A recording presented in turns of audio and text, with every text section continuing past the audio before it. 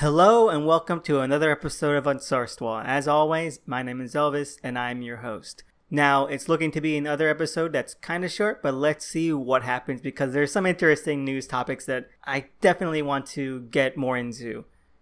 First and foremost, there's been some updates, some interesting new little twists into the James Gunn Disney debacle that I really want to just get into a little bit more. First is that pretty much the entire cast of the Guardians of the Galaxy movies have come out with a written statement that they've all signed in support of James Gunn, which I guess is pretty nice given that a lot of these actors, especially ones like Chris Pratt or Dave Bautista, who don't really have much foothold entertainment-wise, they pretty much owe it to franchises like this to keep them in the public mindset and to keep them working. So I can understand that. And Dave Bautista definitely was always on James Gunn's side from day one. So it's nice that at least the other cast members were going to get on that as well. And like I mentioned the other week, a lot of how Disney handled this. Not Disney's actions because it's a company and they can do whatever the hell they want. But really the way Disney went about it is what rubs me the wrong way. So I'm glad that at least there's a lot of pushback toward that. Overall, though, there has been a lot of articles stating that James Gunn will not be hired and whatever. It's fine. It really is. He's not the kind of creator who really needs a giant franchise to keep working because, like I said, I think that he would be generally happy nonetheless. However, what I didn't mention last week was that the Nameless movie that he was supposed to announce never got announced, and we haven't heard word one about it since. So in all of this Guardians of the Galaxy Volume 3, what's going to happen with it hubbub, I just like, what the fuck happened? Hopefully once this whole thing settles down again, we're going to see more about that because right now it's looking pretty much dead in the water despite the fact that no one really cared about it and it's not coming from a studio that people really give a crap about. So I don't know why they're just not going ahead with announcing it because what do they have to lose? The only ones that really have anything to lose is Disney because they're a giant company and they have this protective stance about their public image. So that's understandable why they would at least be trying to keep all this James Gunn stuff in the past while they move forward. Honestly, I hope that we hear back from it sooner than later because this is something that you really do expect to just be put in the development trash area because it's not something that a lot of people will be up in arms about. Anyway, moving ahead, we have some interesting news, which is that Ron Wimberly's fantastic Prince of Cats, which is a very 70s street-infused retelling of Romeo and Juliet that focuses on Tybalt. And it has been optioned by Legendary Pictures for a movie, specifically as a star vehicle for Lakeith Stanfield, who, if you don't know that much, has been in things like Atlanta, the Death Note movie, Sorry to Bother You, and he's been probably one of the best things about each of those things. So I can understand why people will be trying to capitalize on his talent because I think that Prince of Cats is probably one of the best roles that he could get. Not the titular Prince of Cats, Tybalt, but rather Mercutio. Because if you haven't read Prince of Cats, you really should run out and read it. It's brilliant and it's exciting and fun and thrilling and it's visually very energetic to experience and to feast your eyes on. So with Mercutio in particular, Lakeith Stanfield, I think, has a very great chance at being perfectly cast. Well, they haven't said what role they're casting him as or what they want to cast him as in this movie. But if it's anything but Mercutio, then they're not doing their job right because if you see something like Atlanta or Death Note or Sorry to Bother You, there is a very fluid way that Lakeith moves and how he carries himself that captures both Ron Wimberly's art perfectly, but also Mercutio's incredibly flowing sense of style and combat that is prevalent in every single scene and every single page that he's in. Honestly, I am just incredibly excited if this movie does go forward and if it does have him and if he's in that role because it would be worth the price of admission just for that. And in any case, honestly, go out and find this book because it's definitely one of the greatest reads. And I might be saying that because I'm biased as a New Yorker. It's one of those comics that really does capture the whole mythology of New York. When you take this city and you try to really put it down in terms of the grandiosity of it, even if it's something that's not very pristine, because that's the real heart of it. That's the fable of this, especially the five boroughs. So it's one of those things that really does understand what makes this city so irresistible. It wasn't treated very nicely by Vertigo, where he had to make some concessions, and the print run of the trade wasn't done very well, and he had to wait to get the rights back. And he brought the Image, and the Image hardcover edition is just the most amazing collection. It's wonderful. In some not so exciting comic book movie news, we have the new Venom trailer, which does illuminate some things that people have been guessing, which is that Sony is really making this movie as they go along, and this showcases that more than anything, because we see shots in this new trailer that we've seen in previous trailers, except it's an entirely new context, because you have things that we thought were finished, and then we see them here, and they're all done up with the CGI added in, and it completely changes the context of them. So it's not something that I don't think is complete, and a lot of people are taking it to task because it doesn't look complete, and it's coming out so soon, despite obviously not being in the final stages of whatever rendering or whatever effects are actually being put out, which is a double-edged sword, because either you wait for all these money shots to be finished, or you run the risk of it getting lambasted like it's been getting all this time. So I can see that, and I can give the benefit of the doubt to Sony on this aspect at least. They honestly want to sell this movie, and by not showcasing that they're really going to be delving into just the whole visual aspect of Venom from the get-go would be the mark of death. And a lot of people did take them to the cleaners with the original teaser trailer showing absolutely nothing and saying, oh, $10 is only be in the movie for 1 minute. And this just completely blasts that out of the water. Venom and the symbiote is going to be in the movie for an extended period of time. It's just that as of now, it doesn't look that good. It looks very plasticky, looks very cheap. But then again, it's an alien goo, so whatever. They're not really meant to be realistic. You take it with that sort of influence and context. Overall, the trailer itself, because it's trying to showcase all these money shots, isn't very great. It's very choppy, and the tone feels all over the place because it's just trying to be a highlight reel more than anything. And as a highlight reel, I think it does its job pretty well. Probably going to see this movie because of this highlight reel type trailer they put out. If only because it looks like it's going to be dumb fun rather than, let's say, something a lot more broody that the other two trailers sort of tried to promise. And I can respect that. Well, not respect, but I can definitely be more lenient toward that, because if it's just dumb fun, it's about alien goo monsters taking over people's bodies and just immense fights and just this real sort of, hey, the alien goo monster in my head is trying to control my body to kill people, then yes, whatever. It doesn't matter if it's not like high art, it's a Venom movie. I know that's a very slippery slope of logic and of thinking, but still, it has some merit. Because if you're expecting like the Dark Knight, just to use a catch-all reference of Venom movies, then I think that you're not really taking Venom as a concept to where it needs to be entertaining. As a concept, the final shot of the trailer, or at least one of the final shots of the trailer, where Riot and Venom are just engaged in this giant tentacle fight, then yes, then it's done its job.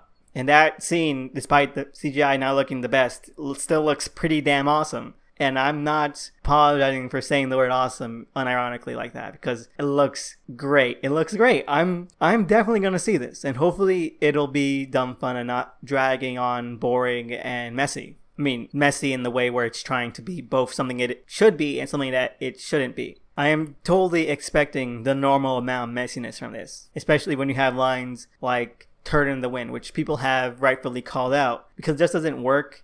I think that other ones do get to that symbiote being a piece of shit aspect and quality a lot better than, I guess, a very faulty attempt at dark humor, because it just makes no sense. It just falls flat.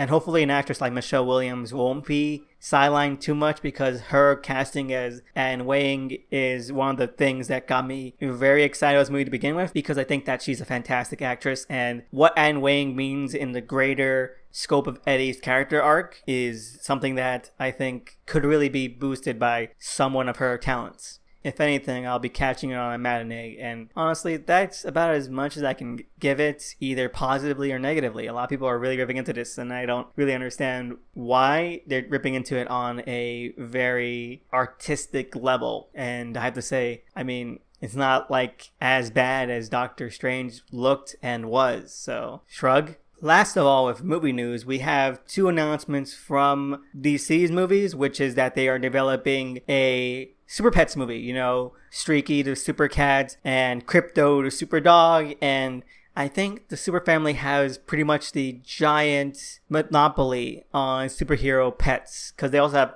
Supergirl's Super Horse, and I think that really does cover like 60% of the Super Pets, because other than that you have Hoppy the Marble Bunny and Ace the Bat Hound, and I think that's probably about it. Prody the Legion of Superheroes pet.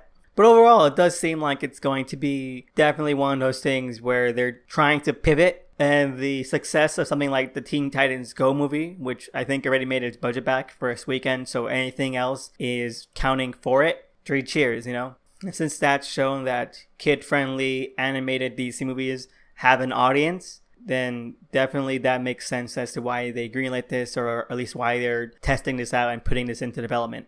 And the second bit of DC movie news is that Wonder Woman has released another photo, and it's of Pedro Pascal as an unnamed character. And a lot of people are stating that it's Max Lord or that it's Glorious Godfrey. And I don't know, I think that's just reaching for things. And I'm gonna put my little 2 cents into this, but I think it's the Duke of Deception, because at least that way it's not reaching out into things that aren't Wonder Woman centric. And if you're ready to do a movie with, say, the Cheetah, then why not pull another Wonder Woman villain into the ranks, if he's a villain at all? And the Duke of Deception, or maybe even Dr. Psycho, would be interesting add-ons, especially since there's a lot of rumors about this being about Cold War fears and paranoia, and, you know, just a lot of mistrust and lies in this, and well, yeah, deception as well. So he would fit right in like a glove, and so would Dr. Psycho. So hopefully it's not something lame like Max Lord. And I don't think that the character Max Lord is lame, but a lot of people who are really proponents of this theory that it is him just want that neck snap scene inserted in, because I think it's an awesome Wonder Woman moment for her character, and that sequels can go really into it. And I feel that's just very lackluster and would be a bad move overall, just like it was in general, because I don't think Wonder Woman was done any favors by that.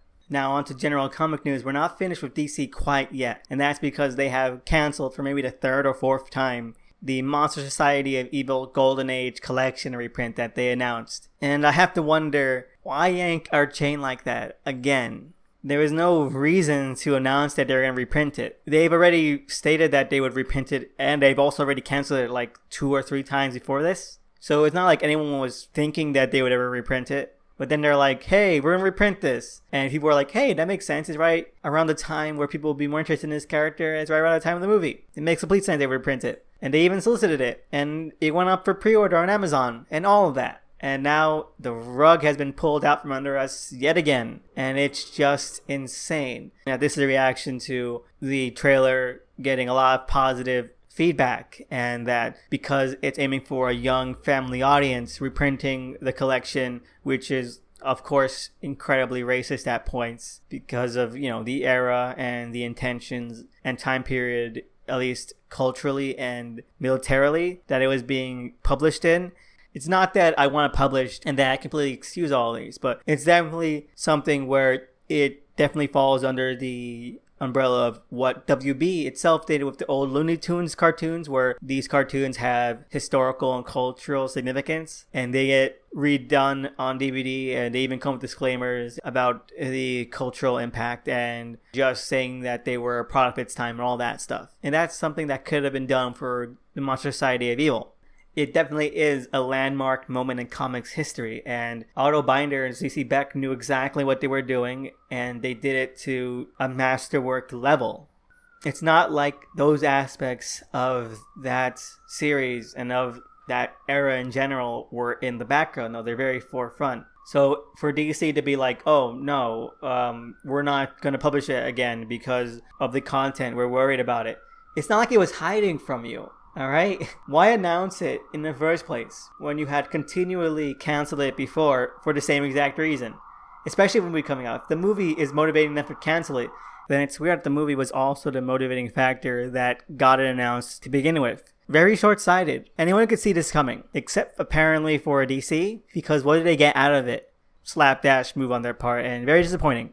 And for our last bit of news, we have confirmation that the Fox shareholders are in favor of the Disney sale. So we're definitely going to see Disney take over the Fox studios and movies portion of the Fox business. Now, Fox will continue on, this time only focusing on their news and political media output. Now, as was expected, we've seen a lot of joy and outpouring over, yay, Fantastic Four are saved and X-Men are saved type shit, despite the fact that, hey, the X-Men movies are pretty okay, and that overall, this whole hype over the crossover potential doesn't really matter much in the grand scheme of the fact that Disney has more control. And I know this is an issue with Comcast as well. It's just that the vast majority of fans only care about the fact that Disney got it, and that's somehow a very joyous and celebratory thing, even though we have the fact that there are going to be less movies that are coming out per year, a lot less opportunities for filmmakers to go to other studios to shop around their ideas that might not get the attention on a singular studio, and just the general breaks that young and ambitious filmmakers might have been able to get under something like Fox Searchlight and just all these other little distributors that both companies held. And since the sale is meant to go through before either Phoenix or New Mutants come out, then yeah, it does make a distinct possibility that those movies will be shelved, because I don't see what Marvel would have to gain from releasing them in any case. So it's pretty much a bum rap all around. One last bit of news, though, is that the Aquabats have created a Kickstarter to fund both an album and either a small special, a small miniseries, or a full-length season of their now canceled The Aquabats Super Show program that gave on the Hub network before that folded. And I mention this only because they're kind of a very fun and entertaining rock group. It's a very ambitious Kickstarter, 1.1 million at least for the special episode, and even into 10 million for the full-length season. So it's definitely something that I want to give a shout out to get more attention for. If you haven't heard of the Aquabats, if you don't know about the show, it's a very Adam Westy, very campy, goofy rock superhero mishmash kind of adventure style that you don't really see on American television anymore, but you definitely see a lot of that kind of stuff in like Japanese television with tokusatsu and all of that. So it's an entertaining and very unique vision of the show, and they've already made 16% of it back. But as we know of Kickstarters, the most that you see people donate is either the first 2 days or the last 2 days. And with 1.1 million on the line for just one episode, then it's something that is very much at hazard of not making it. So if you're interested, then check out the link to the Kickstarter below. They have so much information about the show, about them as a band, and the history of both of those things. So check it out, and if you want to donate, then you should, because it is something that is so worth it. And with that, let's move on to what I read this week, because honestly, there's a lot of great releases, and I can't wait to get into them. First of which is Xerxes, The Fall of the House of Darius and the Rise of Alexander, number 5, which is the finale to this miniseries, which is a pseudo-sequel to 300, and it is great. Honestly, it is probably one of the best series that came out this year, and definitely one of my favorite reads of probably all time. While it's not as focused and as incredibly driven as 300 was as a work, Xerxes definitely hits the right grooves where it needs to, and that being that it feels a lot more all-encompassing and a lot more sweeping and just a lot greater in scope and in just detailing the world, the reactions to the characters, and all these little immensely important and thrilling, honestly, qualities to this entire historical and blockbustery mishmash that Miller is going for. It fires on every single level. While the series did have its little dragging moments, overall, it definitely had so many peaks, and it was just an amazing read. Artistically, it is probably Miller's greatest work in years. It definitely still has his later period very polygonal, very flat, very simplistic style, but he uses it in such a way that doesn't feel as understated, and it still feels very bold and very impressive and just so blunt, but in the way that Miller definitely knows how to handle it. There are scenes from issue 3 that are just complete with majesty because you have just a perfect blend of Miller's unique style of narration combined with such incredibly visually arresting splashes that detail just the breadth of emotion that Miller is trying to infuse this series with, as trying to really exemplify with the character of Xerxes and how he's being molded by society and how he's molding it in turn. It's just amazing stuff. And this last issue, which brings a lot more into Alexander's character, but brings an exciting new perspective on them. And it just feels like a very touching and stoic and just overall significant ending to it. It definitely went out on an incredibly solid note. Definitely recommend it if you haven't read it yet. It is insanely good. We also have Immortal Hulk number 4 from Al Ewing and Joe Bennett, and it definitely keeps the consistency of this series as being one of Marvel's best and being just an all-around great run. And I know already that this series has gotten some complaints that it's an exposition issue.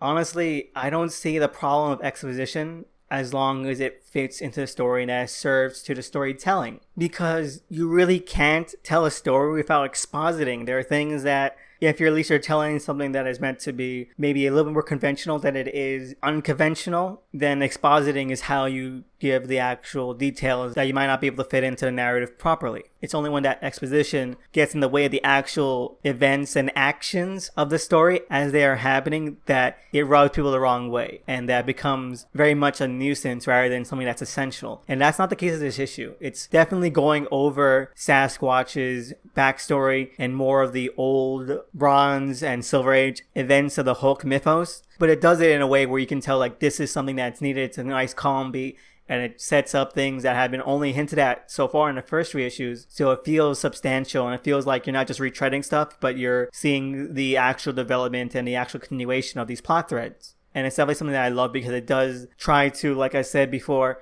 create a general and all-encompassing central thesis of Hulk. It feels like it's something that is a benchmark in this run. And I hope that the next issue definitely capitalizes on that. Because otherwise it then falls into a trap of something like Wicked and Divine, where it has issues that slow the pace down, but you're not sure if it's something that's going to read overall in terms of the general narrative or in a trade. And that's also something that you can come into conflict with if it's not paced out properly. So next issue hopefully will be a lot more sped up now that we've seen a lot of the things and that we're putting a lot of the pieces together from this run. But still a great read and a great run, and I'm completely still excited about just the direction and just the care that's going into this Hulk series. We also have another issue of Stray Bullets, Sunshine and Roses, at issue number 37. It only has 3 more issues to go until it's longer or as long as the entire original run, and that is just amazing. While I do love this arc, there are times when it does feel its length, despite the issues still being good. And that is definitely the case with this one. This issue is probably one of my favorite issues of this arc. But at 37, you just can't help but realize that, hey, we're 37 issues in. And you just feel that immensely, just smacks you right in the face that, holy crap, this has been insanely long. And that's not to needlessly complain about this issue. This issue, there's a lot of things that I thought were pretty interesting. It brings a lot of things full circle, especially regarding some of the interludes, which have been a staple of Stray Bullets from the beginning, and that showcase little off-tangent stuff that happens in the imaginations of 1 or 2 characters. And this one, I think, plays that a little bit more interestingly, and recent solicits say that it's going to come to the forefront a lot sooner than expected and in a very direct way, and I can't wait to see how Lapan handles that. Stray Bullets is probably Lapan's masterpiece, and issues like this are the defining brushstrokes in that greater portrait that this series is making. So I recommend it, but it's definitely something that needs to wrap up immediately soon. Although with the solicits finally reaching up to number 40, I think that this series, that this arc, might reach issue 50, if only to reach that landmark 100th issue. Then again, the Lapams are working on a new crime series for Berger Books, Karen Berger's imprint, so this might actually wrap up sooner than expected. But then again, we might also see a large hiatus. He is only one man, so we do see some stoppages. I don't think that a lot of people would be very remiss about a hiatus just because of how long this has been going. Although I'm of two minds because just over 30 to 40 issues on this one arc does seem like a bit of a waste. I'm excited either way. I know that he can really do amazing stuff with his creator-owned work. Anyway, last and most of all least of this week was Mr. Miracle number 10, which, as with all Mr. Miracle issues, is almost complete crap. Anything that gets us away from the greater scope of the plot is a better issue than the ones that try and make sense of it because it is complete nonsense. And when you put that out of mind, there's some things that are just overall less annoying and less irritating about this series. Because I don't think Tom King is handling the war theme at all well. So when you just get the very mind-numbing shenanigans of him and Big Barda on Earth that Tom King is doing, even though it's still pretty crap, it does feel more like a respite from just the incredible dull and dragging on events of every other time that they are shown doing something.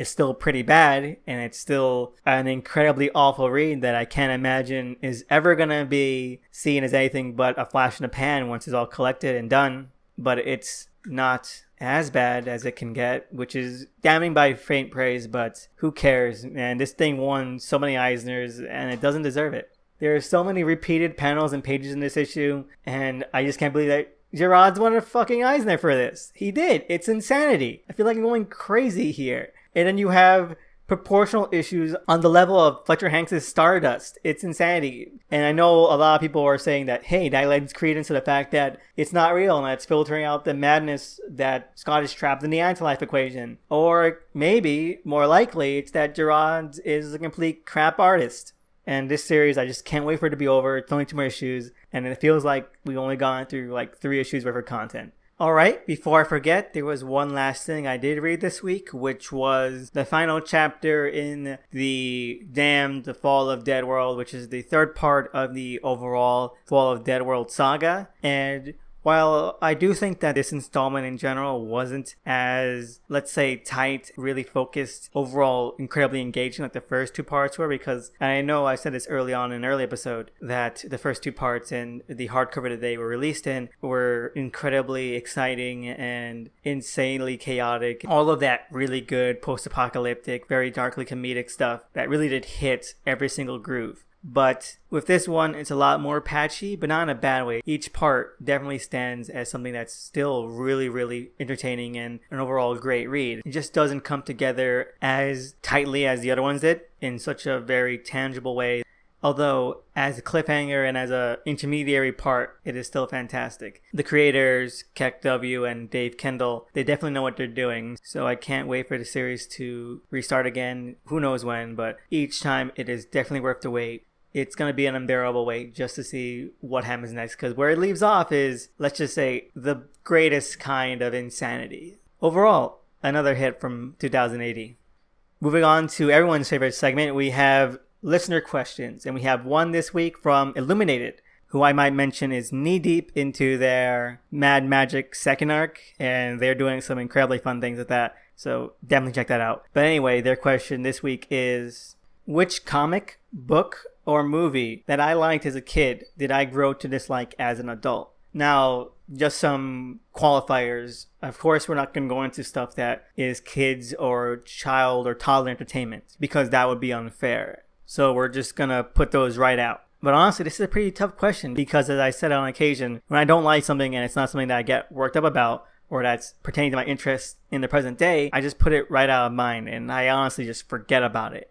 So with just a little bit of hard thought, and I enjoy this in Illuminated, I really do, I would have to say the answer would be Southland Tales, which is Richard Kelly's 2nd movie, and it's something that, while I wasn't a kid when I first encountered it, and that I first really enjoyed it, I was more of a teen. It's something that I definitely have a lot less admiration for it now, even though I still do cling to some of my previous praises of it, which is that while it's a mess of a movie, it definitely does cohere to a lot of Philip K. Dick-esque plot beats, elements, and just atmosphere. And as a teenager, I was getting really into Philip K. Dick and that whole surreal sense of science fiction. I definitely really did fall into this movie, and I got the Blu-ray and I got the comic book tie-ins, and it was just this whole new way of experiencing the same themes and the same sort of content just in a different avenue. Really did play a huge part in why I like some of the science fiction I do now,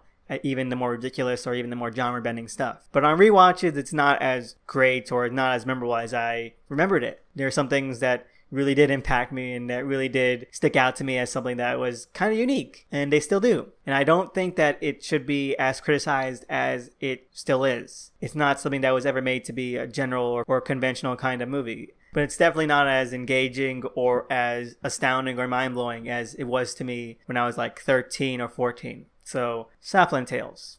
As for book or comic, I really can't say, because there's definitely like that divide, and comics, I didn't really get into that until way later. And the first ones I read were that Flash comic that introduced Alex Walker Trickster and Brightest Day and Final Crisis. So although I guess for comic I would say Kick-Ass, because like I said, 13, 14, you get into Kick-Ass, and I genuinely thought it was kind of cool when I first read it. Of course, now I enjoy it just because it's a ridiculous and silly K-exploitation kind of thing, and it's something that I feel like people who both hate it or love it take way too seriously than it deserves, when it should be something that's a bit more, say, insane and chaotic, and that's more of the core appeal. But when I was 14, I thought it was genuinely kind of badass and awesome, and I feel really embarrassed about that today. So that would be for comic. Nothing really for book, though, that would be worth mentioning for book, except for maybe some of the very kitschy and humor-based survival guides. Like you had all of the parody survival guides, and I really did collect a couple of those, including Max Brooks's zombie survival guide, which I thought was really cool and really kind of funny. But now I just see it as not very interesting at all. I guess for all three, those would be the ones. I know that you said that this wasn't a multi-part question when I asked you about this Illuminated, but I definitely wanted to just tick off all those ones. And it was a great time, and it was a great question. So thank you, Illuminated. It's a pleasure as always. Anyway, thank you for listening. And if anyone out there has their own question, comment, or topic that they would like to hear discussed on the show, you can tweet at me at THE_SNICKMAN, or even comment below. These questions are probably my favorite part about doing this, and it's definitely something that I think is invaluable to the show as a whole, and I'm so grateful to all the people who have sent in questions and who send their comments and their feedback. You have definitely made this an incredible journey. Also, a grateful shout out to the artist of the cover art at DOTEMCEE. Next week, the Deadpool 2 extended cut is coming out. I am definitely going to be doing a spoiler cast of that, so if you have any questions pertaining to that, please keep them in mind, and see you next week.